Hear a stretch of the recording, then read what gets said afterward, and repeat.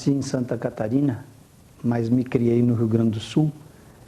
E o meu primeiro curso foi de letras, eu sempre me interessei muito pela literatura. Mas depois entrei no Conselho Estadual de Educação e comecei a me interessar pela administração da educação de um modo geral. E aí eu fiz o mestrado em educação, com concentração em planejamento da educação. E me firmei nesse campo do planejamento da educação.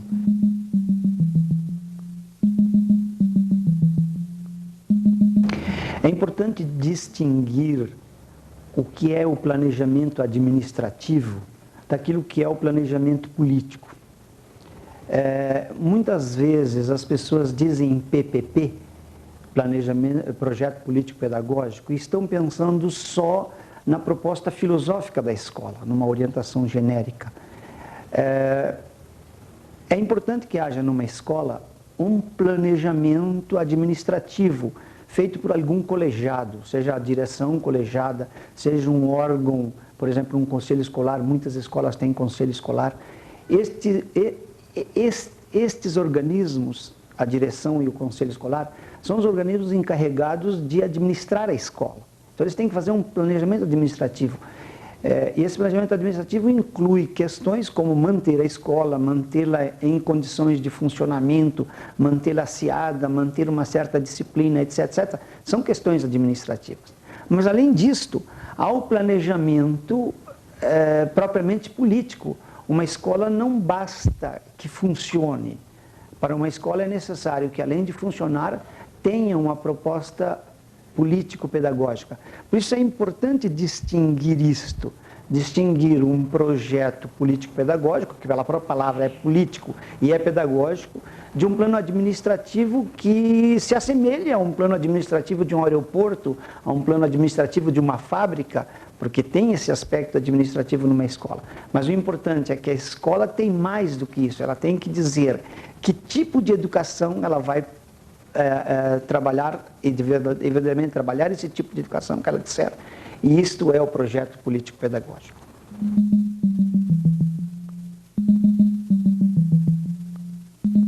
Muito se tem falado sobre participação. Só que a palavra participação, assim como a palavra planejamento, são palavras que têm muitas conotações. Por exemplo, participação. Se as pessoas participam de uma pesquisa que uma empresa quer fazer para ver o que está bem e o que está mal, já se chama isso de participação. Se uma empresa pede sugestões aos seus empregados ou até aos seus clientes, se chama isso de participação. Se uma empresa pede para as pessoas nos seus departamentos, nos seus setores, decidirem as questões, se chama isso de participação.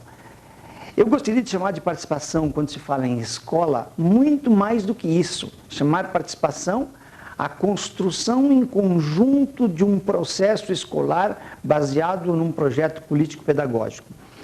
Então, é de uma importância extremada, primeiro, que se caracterize bem o que seja participação. Segundo, que se tenha uma metodologia participativa. E a metodologia participativa, evidentemente, que ela encerra muitas questões, mas eu digo que é a principal. Não pode existir planejamento participativo, não pode existir participação, não pode existir uma metodologia participativa se não houver um trabalho individual, onde cada pessoa se pronuncie, onde cada pessoa tome posição, onde cada pessoa traga para o conjunto a riqueza do seu pensamento, do seu querer. Não pode haver planejamento participativo se não houver trabalho de grupo, onde pequenos grupos que busquem analisar aquilo que as pessoas trouxeram, que supostamente deve estar por escrito, que as pessoas discutam isso aprofundadamente e possam decidir então. E não pode haver planejamento participativo se não houver plenários, reuniões plenárias, onde se retome o rumo, onde se veja o que se produziu até aquele momento. É importante que não se discuta em plenário, é importante que se volte a discutir nos pequenos grupos, porque é lá onde as pessoas todas podem discutir. Mas metodologicamente, acho que há uma necessidade de uma busca extremada desses três momentos. O momento individual, onde é que as pessoas escrevam ou digam e as pessoas escrevam por elas, onde haja um trabalho de grupo em que se discuta o que foi escrito a partir dos pensamentos individuais, e um trabalho de plenário em que se dê comunicação a todo mundo do que está ocorrendo, do que está acontecendo, e se possa encaminhar futuros trabalhos.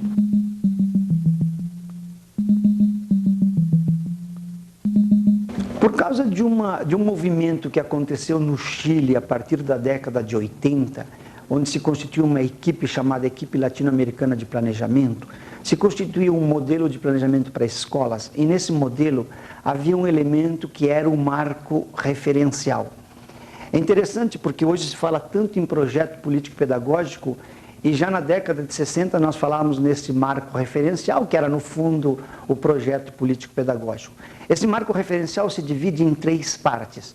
A primeira parte responde a seguinte pergunta: como nós que estamos nesta escola entendemos o mundo? Como nós nos situamos deste mundo? Existe a necessidade absoluta de que uma escola compreenda o mundo e se coloque dentro desse mundo, veja as questões principais que estão ocorrendo nesse mundo, para que ela possa, então, diante das circunstâncias que o mundo lhe traz, apresentar o seu projeto político-pedagógico, na linguagem do planejamento, por exemplo, nas minhas publicações, o marco doutrinal e o marco operativo, o marco político e o marco pedagógico, que são importantíssimos para quê? Exatamente para a escola traçar a sua identidade, não a identidade que ela tem, mas a identidade que ela busca. O marco doutrinal ou o marco político, que é onde a escola expressa que tipo de sociedade ela quer ajudar a construir, por que tipo de sociedade vale a pena lutar. E um projeto pedagógico, naturalmente, mostrando como ela, escola, vê o processo educativo para ajudar a construir essa sociedade. Esta é verdadeiramente a identidade da escola, não uma identidade que ela já alcançou, mas uma identidade que ela busca.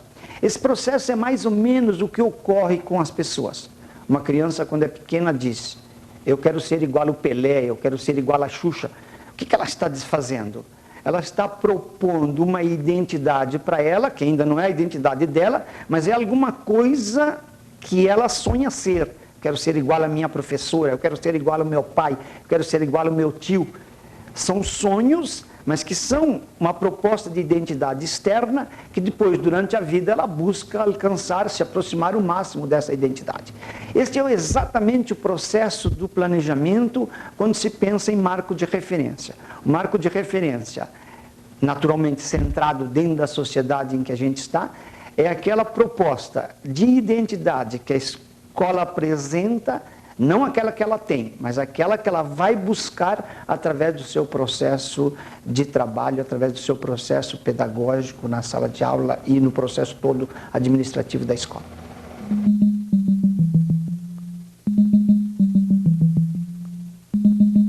Quando se fala em projeto político-pedagógico, muita gente pensa na filosofia da escola.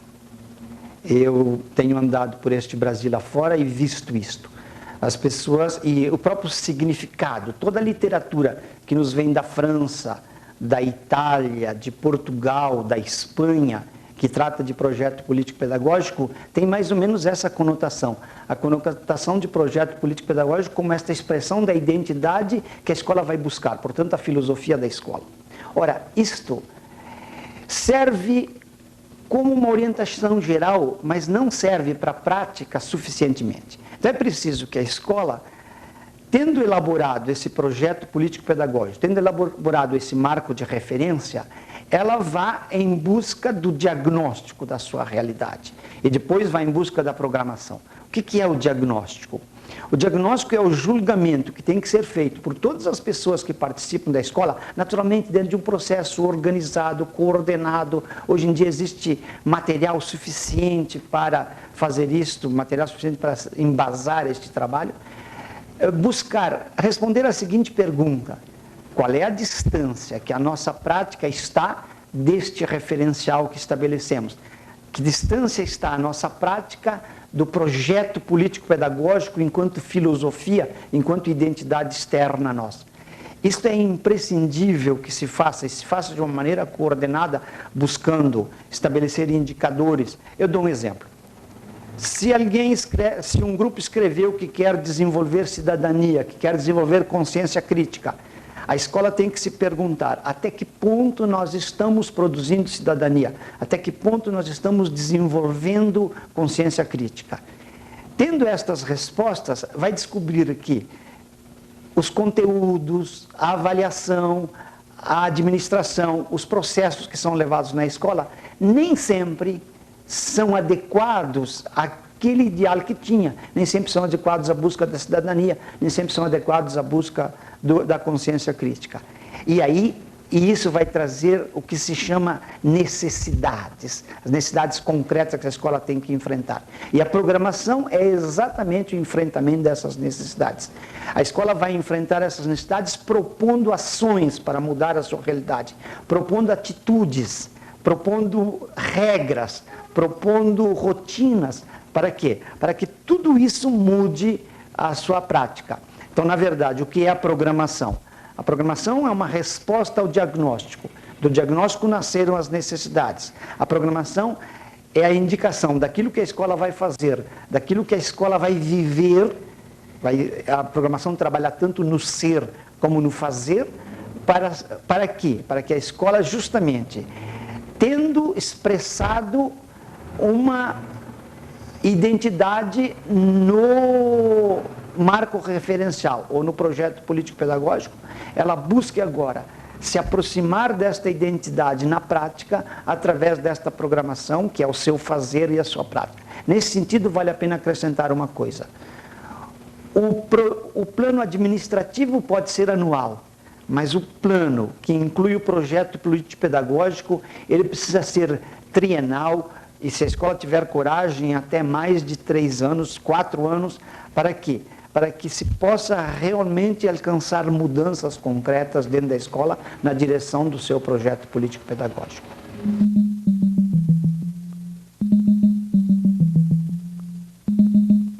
A construção do projeto político-pedagógico, incluindo aí um diagnóstico e uma programação, necessita de ter uma coordenação muito precisa. Não é suficiente a direção dizer: vamos fazer um projeto político-pedagógico. É preciso que a direção, isso faz parte da administração, coordene por si mesma, ou tenha alguém que coordene o processo de construção desse projeto. Ele tem etapas, ele precisa ter um rigor muito grande, ele precisa ter momentos diferenciados. Ele precisa seguir aquela sequência que eu falei, trabalho individual, trabalho de grupo, trabalho coletivo. Ele precisa que, é absolutamente necessário que alguém na escola compreenda exatamente o modelo, compreenda técnicas e seja capaz de organizar instrumentos para participar, para fazer com que todos participem. As pessoas só participam se tiverem técnicas e se tiverem instrumentos para participar. E eu procurei no meu livro, A Prática do Planejamento Participativo, estabelecer exatamente isto, quase uma receita para o pessoal da coordenação. Dizendo o que se deve fazer a cada momento, que cuidados deve-se ter. Por quê? Porque muitas vezes as escolas querem ter um projeto político-pedagógico, reúne todo mundo, começa a levantar questões, mas essas questões não são organizadas. No fim, se fazem levantamentos longos e não se sabe o que fazer com eles. Então, é absolutamente necessário se ter isto. Naturalmente, há todo um processo de organização de um marco de referência, todo um processo de diagnóstico, todo um processo de programação.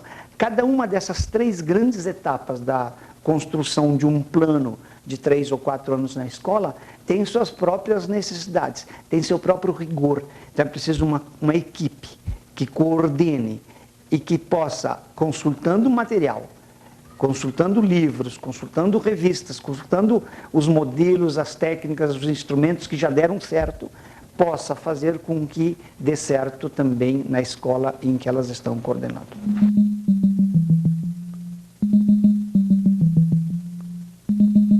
Os instrumentos são variados conforme se trate de marco de referência, de diagnóstico ou de programação. Eu tenho trabalhado com muitos bons resultados, isso está nos meus livros documentado, para um marco de referência fazer um grupo de questões, que poderiam ser questões assim: como sentimos a realidade social? O que para nós está bem ou está mal na realidade social? Mas essa pergunta pode ser desdobrada em muitas, por exemplo, como você explica as questões importantes, quais são os principais problemas da humanidade? Poderiam ser instrumentos desse gênero. Segundo, para marco doutrinal ou para marco político, que tipo de sociedade queremos construir? Às vezes essa mesma pergunta sozinha é suficiente, mas eu tenho desdobrado essa pergunta em muitas, por exemplo, qual é a caracterização do ser humano que você faz? Naturalmente, a gente passa essas perguntas para que todos respondam. Quando tem a resposta de tudo isto, reúne tudo num texto, e aí se discute em cima desse texto, que são as ideias do próprio grupo. Então, ainda continuando, com respeito ao marco doutrinal, quais são as principais características de uma sociedade justa? O que seria uma sociedade participativa? Nós queremos, que tipo de sociedade nós queremos, e assim por diante. E, para o projeto pedagógico, que tipo que princípios, que características deve ter a nossa prática pedagógica para ajudar a construir aquela sociedade que queremos. Então são instrumentos assim que podem ser simples no sentido de ter uma, duas ou três. O que significa ser ligado à realidade? O que significa desenvolver a cidadania? As pessoas vão responder mais facilmente. E para a programação, são instrumentos bem mais simples ainda. Que atitudes, que regras, que rotinas, que ações você pensa que seriam necessárias para a nossa escola diante do diagnóstico que fizemos? Vejam que uma etapa está sempre subordinada à anterior. A etapa da programação está subordinada às necessidades que apareceram no diagnóstico. A etapa do diagnóstico está subordinada às propostas que apareceram no marco referencial.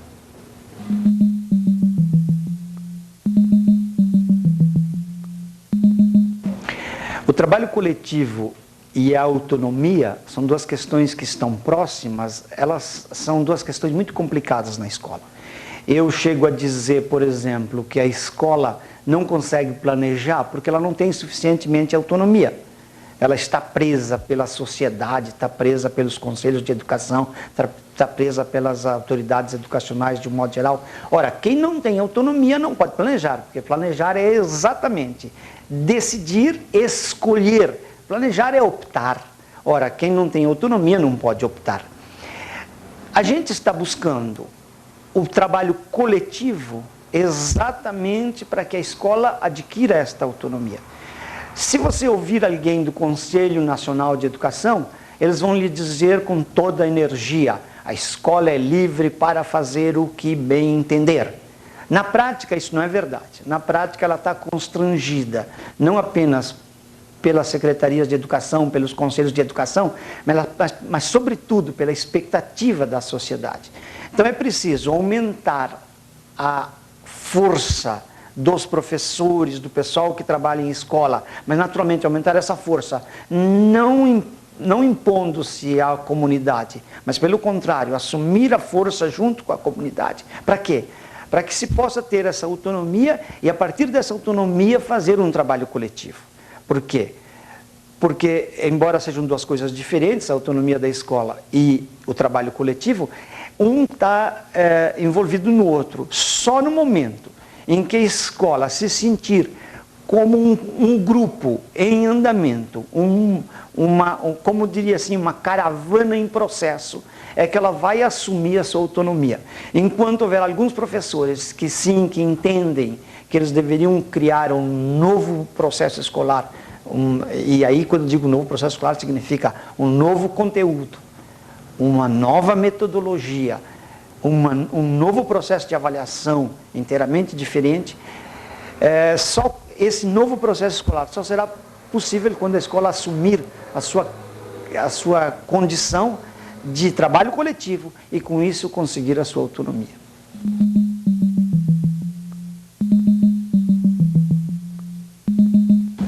O principal eixo norteador para uma direção, para uma administração, para uma gestão participativa, democrática, é a existência de planos, não só planos administrativos, que esses correspondem à direção, mas planos político-pedagógicos construídos pela comunidade escolar, e aqui quando eu digo comunidade escolar estou pensando em professores, pais, alunos, funcionários. Portanto, um plano político-pedagógico construído pela comunidade que ultrapasse as próprias direções.